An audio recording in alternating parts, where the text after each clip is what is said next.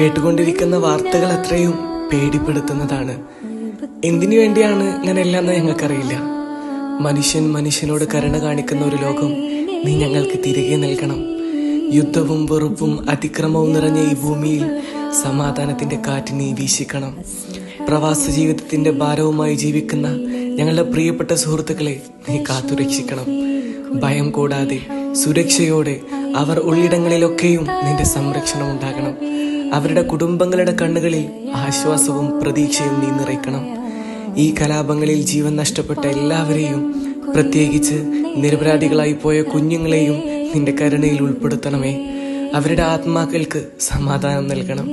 അവരെ നഷ്ടപ്പെട്ട ഹൃദയങ്ങൾക്ക് സഹനവും ശക്തിയും നീ നൽകണം.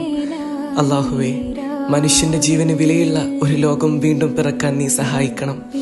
കണ്ണുനീർ കുറയുന്ന പ്രാർത്ഥനകൾ പ്രതീക്ഷയായി മാറുന്ന ഒരു നാളേക്കായി നീ ഞങ്ങളെ എത്തിക്കണമേ.